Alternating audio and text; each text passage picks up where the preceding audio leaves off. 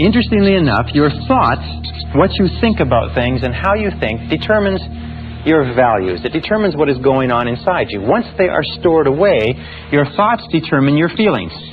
It's how you think about something that determines your feelings, whether you are happy or unhappy, whether you are scared or confident. Your feelings then determine your actions. So we start off with the law of control, saying that the key to success is to feel that you are the master of your own destiny, that you're behind the steering wheel of your own life. You're in charge of your life by taking full and complete control over your thoughts. Your thoughts will control your feelings will control your actions, and your actions, remember, as always, your actions will determine your success or your lack thereof. So the law of control is important. Now, as opposed to the law of control, we have what is called the law of accident.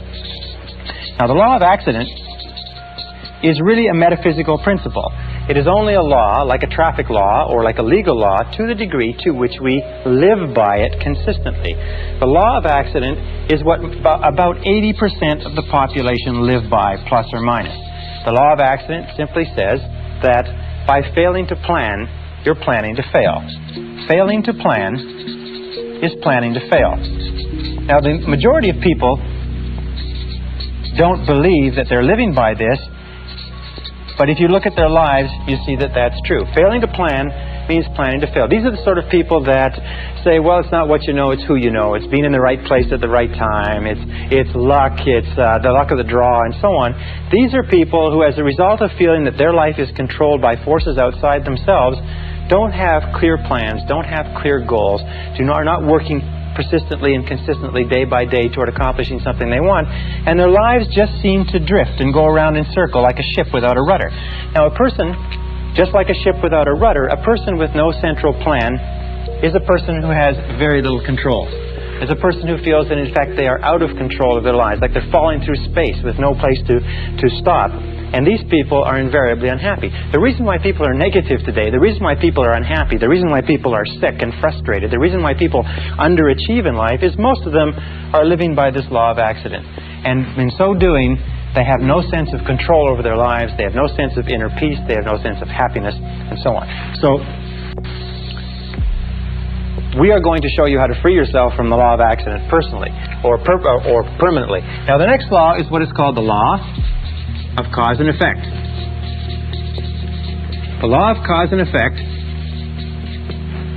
says that for every effect in your life, there is a specific cause. That everything that happens in the universe happens for a reason. That nothing happens by accident. That failure does not happen by accident and success does not happen by accident. That happiness or lack of happiness are a result of cause and effect relationships. That if you have an effect in your life that you want to have more of, more success, more money, more happiness, better health, you can trace it back to a cause. And what you do is you repeat and duplicate the cause. If you have an effect in your life that you want to have less of, if you have problems, difficulties, and so on, you can also trace that back to a cause. All progress in human life and human society stems back from identifying the causes of what we want more of or less of and changing the causes. Now, the law of cause and effect, of course, is the iron law of the universe. This is the law, if you like, that we can come back to over and over again, and many of our laws are paraphrases of the iron law. It's also called the law of sowing and reaping, that whatsoever you sow, that also shall you reap.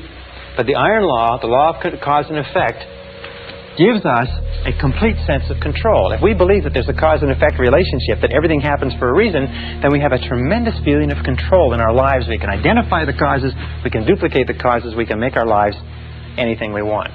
The most important application of the law of cause and effect is this. It is that thoughts are causes. Thoughts are causes and conditions are effects. Thoughts are causes and conditions are simply effects. The starting point of everything is your thoughts about something. It's your thoughts about a job, your thoughts about a relationship, your thoughts about your health, your thoughts about your future. Your thoughts become causative agents. The conditions become the effects. That if you wish to change any of the conditions of your life, you have to change the thoughts that precede those conditions. You have to change what is going on in your mind. Now, wonderfully enough, there's only one thing in the whole universe over which you have complete control, and that is your thoughts. So if you take full and complete control over your thoughts and keep your thoughts on what it is you want, make them positive causes, the conditions or effects will take care of themselves with the inexorability of a law of nature. Now the next law is what is called the law of belief. The law of belief simply says that whatever you believe with feeling, and this is the key, with feeling, and the more emotion you put into a belief, becomes your reality. It becomes your reality because you will always act in a manner consistent with your beliefs. As a matter of fact, your entire reality right now is simply an outward picturing of your most intensely held beliefs. If you believe something that is positive or believe something that is negative, or as Henry Ford said, if you believe you can do a thing or if you believe you cannot, you are right. Our beliefs do form our realities. To the degree to which we believe anything to be true, our beliefs act as sort of like a screen. They filter out any information that is inconsistent with our beliefs. We have a deep down desire inside of us to remain consistent. So we're always trying to view our world, rationalize our world, interpret our world so that it is consistent with what we have already decided to believe. We develop what is called scotomas. A scotoma is a word in psychology that simply says that we develop blind spots. We do not see opportunities if we are convinced that there are no opportunities. We do not see possibilities for success if we don't believe that success is possible for us. However, if we begin to change our beliefs, we begin to change our realities. Let me give you an example. There's a story of a young man who came from a small Midwestern town. It's a true story. It was reported in the psychological journals a couple of years ago. He got straight A's all through junior high school and high school. At the end of the 12th grade, he wrote his Scholastic Achievement Test to go to university. A few weeks later, he got back a letter from the university saying, "You have scored 98 on the Scholastic Achievement Test and you're hereby admitted to the university for the fall semester." Well, he didn't know very much about Scholastic Achievement Tests, and he thought that the 98 was an IQ score. Now, an IQ score of 98 is slightly below average and is about 20 points below what is necessary for college-level work. He was convinced, and he just discarded his entire high school career, all the A's that he's gotten. He was convinced that he could not do college-level work, but he went off to college in the fall. After the first semester, he was failing or nearly failing in every subject. His counselor called him in and said, "What seems to be the problem? You did extremely well in high school. These courses are only 1 degree of difficulty removed from your high school courses.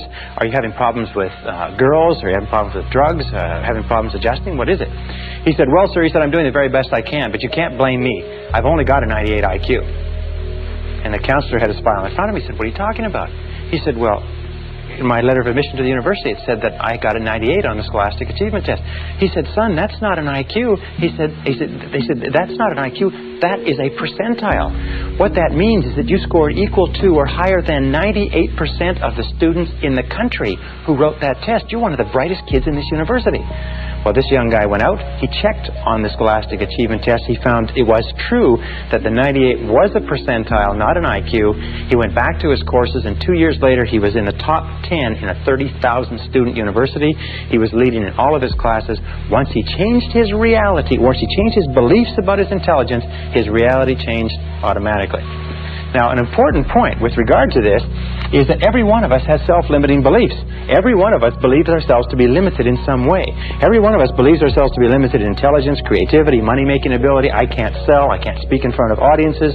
We tend to think that we are not capable of being on time. We're not mechanically inclined, and so on and so forth. But exhaustive research demonstrates that talents are pretty evenly spread throughout the population. That most of the limitations we have do not exist in reality. They exist only in your own mind. And one of the starting points of great achievement is to start questioning those self-limiting beliefs and throw them off and act as if they did not exist. And when you act as if they didn't exist, lo and behold, they simply disappear.